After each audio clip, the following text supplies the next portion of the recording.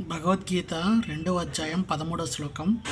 దేహినోస్మిన్ యదా దేహే కౌమారం యవ్వనం జరా తదా దేహోంతర ప్రాప్తి దీర్ఘస్త్రత న మహ్యతి.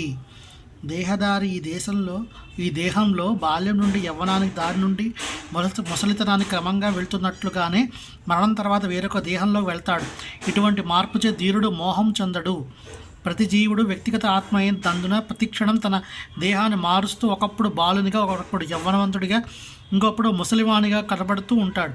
అయినా అదే ఆత్మ కొనసాగుతూ ఎటువంటి మార్పు లేకుండా ఉంటుంది.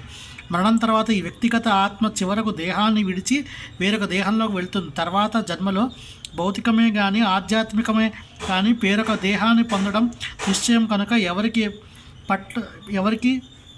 ఎవరి పట్లనైతే తాను మిక్కిలి వ్యాకుల పడుతుందో అటువంటి భీష్ముని కొరకు కానీ ద్రోణుని కొరకు కానీ మృత్యు విషయంలో అర్జునుడు శోకింపవలసిన కారణం లేదు. పైగా వారు తమ పాత శరీరాలను విడిచి కొత్త శరీరాలు పొందుతూ తిరిగి నూతన శక్తి పొందబోతున్నందుకు అతడు ఆనందించాలి. జీవితంలో మనిషి చేసే కర్మను బట్టి నానా రకాలైన సుఖదుఖాల కొరకు అటువంటి దేహ మార్పులు కలుగుతాయి. భీష్ముడు ద్రోణుడు పవిత్రాత్ములైనందున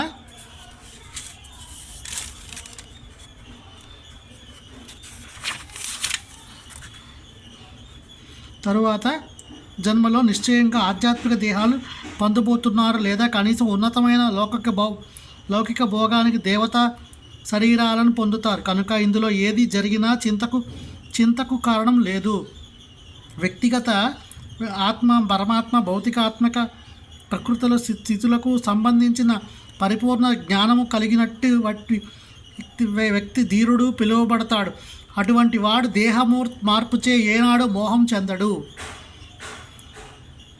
ఆత్మ ముక్కలుగా ఖండించబడగానే విషయం ఆధారంగా ఆత్మ యొక్క అద్వైత్వానికి సంబంధించిన మాయావాది సిద్ధాంతాన్ని తోసిపుచ్చవచ్చును. ఆ రీతిగా వ్యక్తిగత ఆత్మలుగా ఖండించబడడం భగవంతుడి ఖండింపబడేవానిగా లేదా మార్పు చెందేవానిగా చేస్తుంది. భగవంతుడు మార్పు రహితుడై సిద్ధాంతానికి ఇది వ్యతిరేకమే అవుతుంది. గీతలో ధృవపరచబడినట్లు భగవంతదంశలు నిత్యంగా నిలిచి ఉండి సనాతనులు క్షరులుగా పిలువబడతారు. అంటే భౌతిక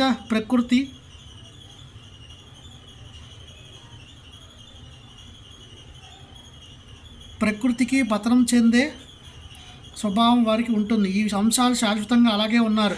ముక్తి తర్వాత కూడా వ్యక్తిగత ఆత్మ అంశగానే నిలిచి ఉంటుంది. కానీ ముక్తిని పొందిన తర్వాత అది భగవంతునిలో ఆనందం, జ్ఞానంతో కూడా నిత్య జీవనాన్ని గడుపుతుంది. ప్రతి దేహంలో నిలిచిబడి ఉండి పరమాత్మనిగా పడేవానికి ప్రతిబింబ సిద్ధాంతాన్ని అన్వయించవచ్చును. అతడు వ్యక్తిగత జీవనకు భిన్నమవుతాడు. ఆకాశం, నీటిలో ప్రతిబింబంలో సూర్యుడు, చంద్రుడు, నక్షత్రాలు కూడా కనబడతాయి. నక్షత్రాలు జీవులకు పోలిస్తే సూర్యుడు లేదా చంద్రుడు భగవంతుల్లో పోల్చవచ్చును. అర్జునుడు జీవాత్మకు ప్రాతినిధ్యమయ్యాడు.